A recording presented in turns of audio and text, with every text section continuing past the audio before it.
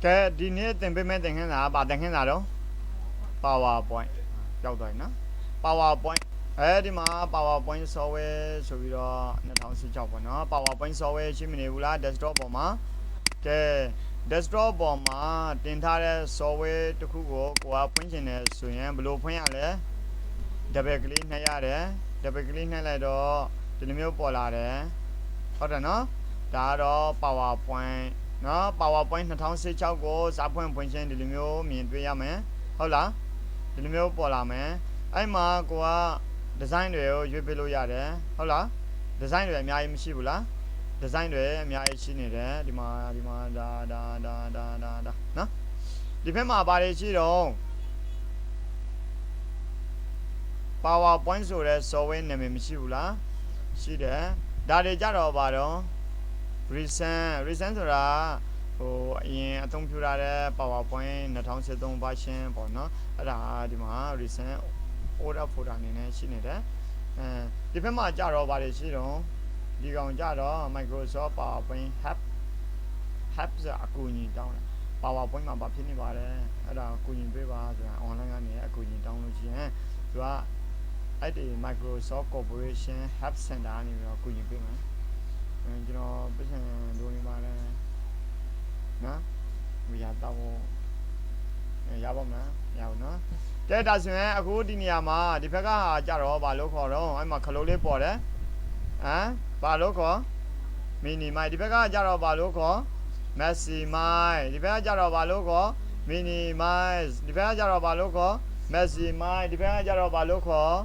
close နော်နောက်တစ်ခုto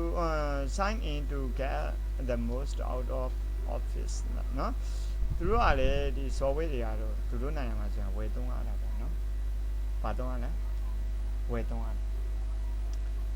American မှာ software တိုင်းကိုဝယ်သုံးရတယ် software တိုင်းဒီမှာအကြိုက်တင်ထားတယ်တွေ့လားအလကားရတိုင်းတင်ထားတယ်ဟုတ်လားခိုးပြီးတော့တင်ထားတယ်အဲ့လိုမျိုးလားခိုးပြီးတော့တင်ထားတယ်အများကြီးပဲ software တွေ software ညာ software ပေါ့နော်မြန်မာနိုင်ငံတခိုးနိုင်ငံဆိုတော့လေအကုန်လုံးခိုးတင်ထားတာပေါ့နော်ပြည်စံတပြားမှမကုန်တော့မကုန်သူတို့နိုင်ငံမှာဘာကုန်တော့ဒါတွေကိုအသုံးပြုရှင်နေဆိုရင်ဘာကုန်တော့ပြည်စံနဲ့ဝယ်ရတယ်ဘယ်ကုမ္ပဏီကနေဝယ်ရလဲ Adobe software သုံးမယ်ဆိုရင် Adobe ကုမ္ပဏီကနေဝယ်သုံး Microsoft သုံးမယ်ဆိုရင် Microsoft ကုမ္ပဏီကနေဝယ်သုံး Excel သုံးမယ်ဆိုရင် Excel ဝယ်သုံး PowerPoint သုံးမယ်ဆိုရင် PowerPoint ဝယ်သုံးကိုယ်နိုင်ငံမှာကြတော့ဝယ်သုံးစရာလိုလားမိုက်တယ်နော်မိုက်တယ်နော်မိုက်တာပေါ့ဝယ်သုံးစရာမလိုကိုယ်နိုင်ငံမှာဘယ်လိုသုံးရလဲခုတ်သုံးရတာပေါ့နော်ခုတ်သုံးတယ်ကဲဒါဆိုရင်ဒီနေရာမှာစတိုင်တွေအများကြီးမရှိဘူးလားစတိုင်တွေအများကြီးရှိတယ်အဲ့ဒီကဘာစတိုင်ကိုရွေးမလဲဆိုတော့ blank ဆိုတာအဖြူမလှဘူးကိုစကြိုက်ပြင်မယ်နော်မလှဘူးမလှတဲ့ဟာကိုပဲရွေးမယ်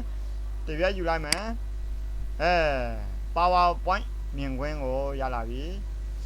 PowerPoint မြင်ကွင်းကိုရလာပြီဒီဘက်ကတွေကပြောပြတာပြီရှိတယ်နော်သိတယ်နော်ဒီဘက်ကသိသွားပြီအပေါ်မှာဒါပါတော့ PowerPoint ကိုစာဖွင့်ခြင်းဘလို့ပေါ်တော့ presentation ဝင်ဘလို့ပေါ်တော့ presentation ဝင်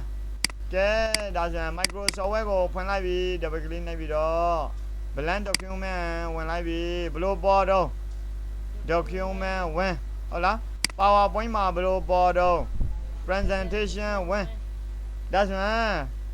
presentation ဆိုတာသိလား software ကသူ့ဟာသူ computer ဆိုတာကွာသူဟို idea ပဲလိုတာပါ presentation လို့သိလိုက်တာနဲ့ဒီ software ဟာဘယ်နေရာမှာသုံးတာတော့ presentation လုပ်တဲ့နေရာတွေမှာသုံးတယ် presenter တွေသုံးတယ်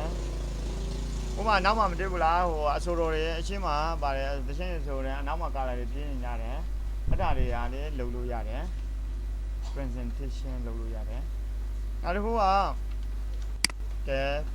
ရမယ်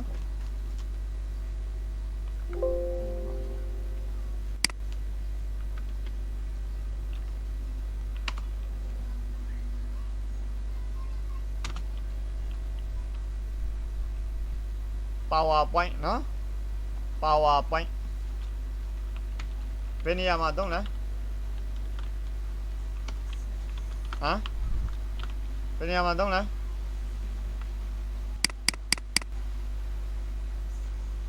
နေရာမှာသုံး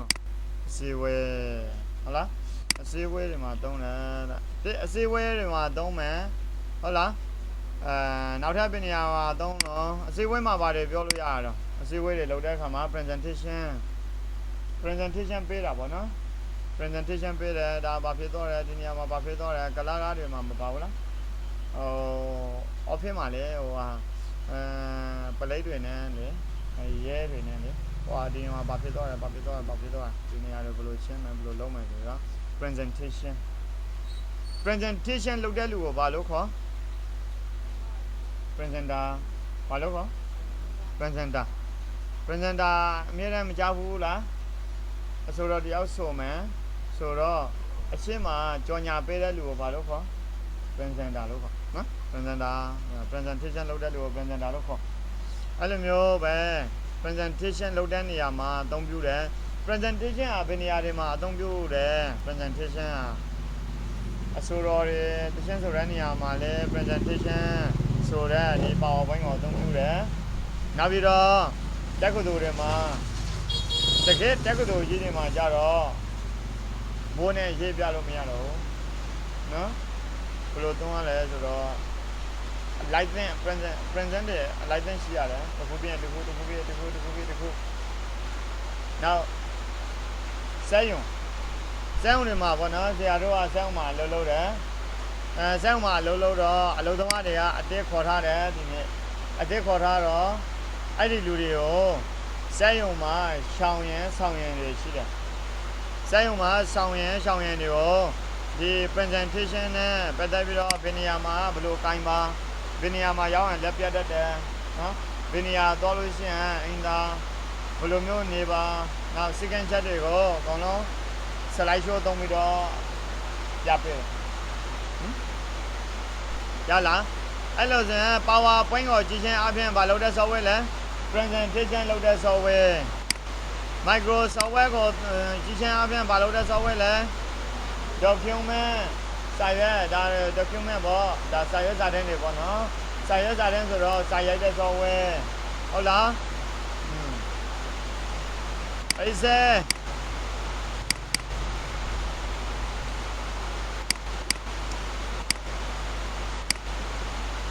အဲ့စမှာကြတော့ဘယ်လိုပြောတော့ဘုံဝင်းအဲ့စမှာကြတော့ဘယ်လိုပြောတော့ဘုံဝင်းနောက်တစ်ခုကဘယ်လိုခေါ်လဲဆိုတော့အဲ့စမှာsorry အဲ့စမှာဘယ်လိုခေါ်တော့ဝပ်ပုတ်ဘယ်လိုခေါ်တော့ဝပ်ပုတ်လို့ခေါ်တယ်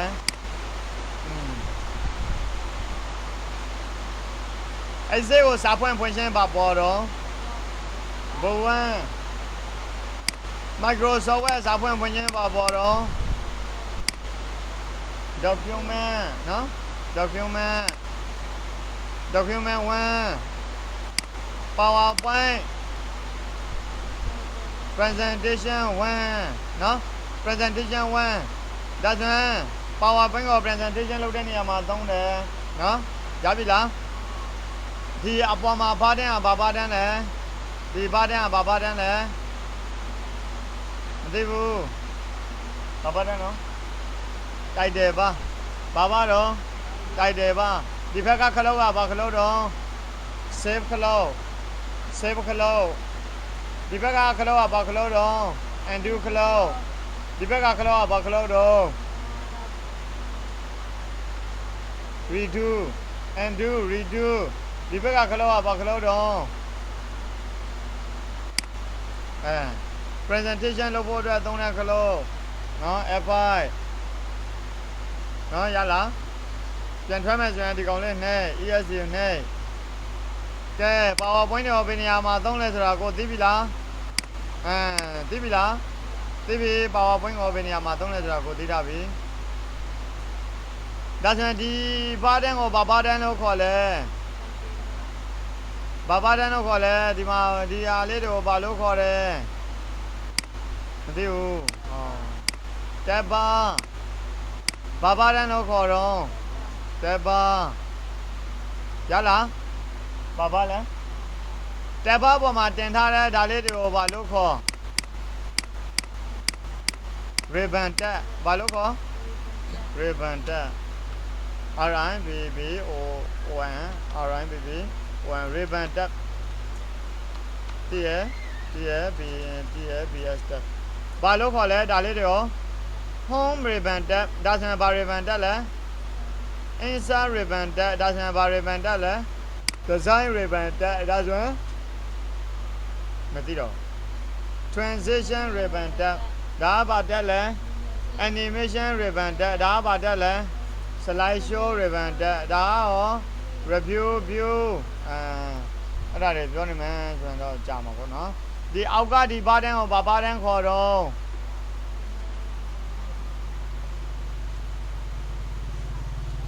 standard 2 bar ဘာတန်းတော့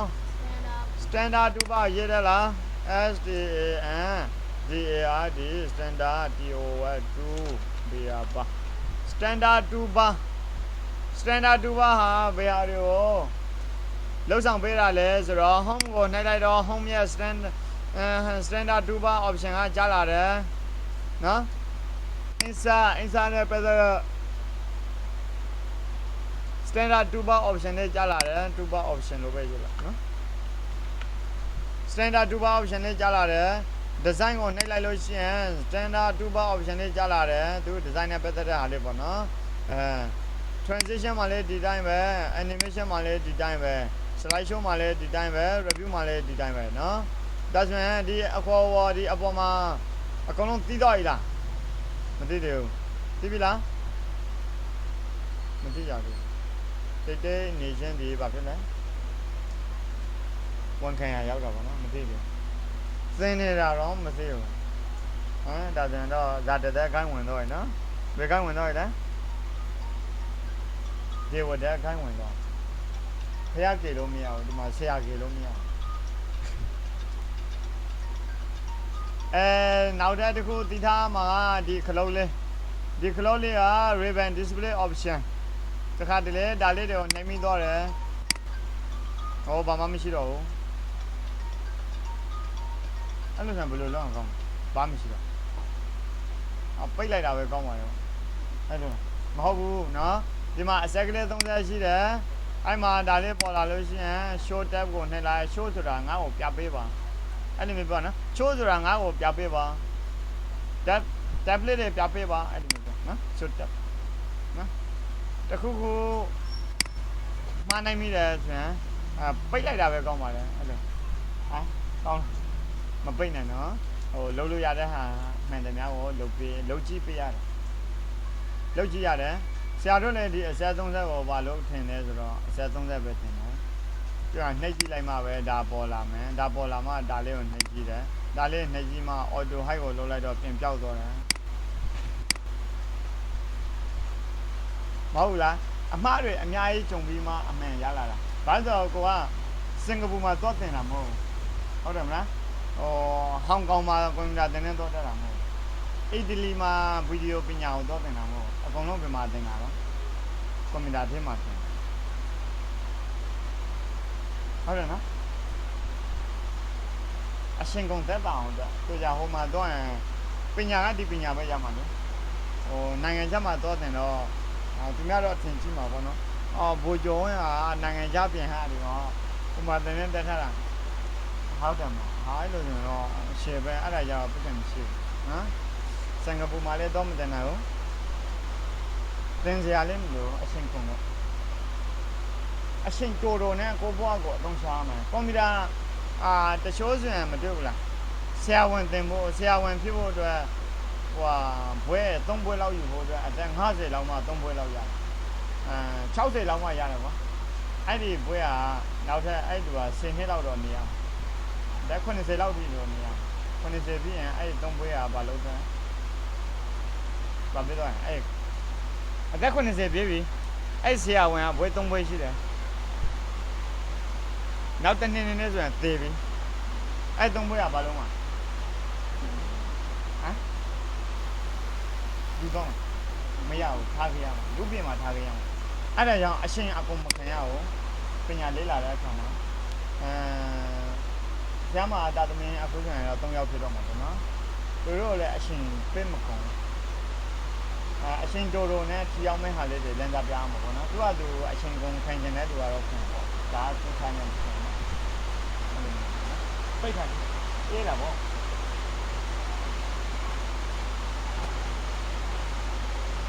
အရှင်ကုန်မခံရဘူးဇက်ကောင်းတယ်ဆိုတာကောင်းတဲ့နေရာကောင်းငါ10တန်းဒီနေ့ကြားတယ်ကွာနောက်ထပ်10နှစ်လောက်ပြေအောင်မယ်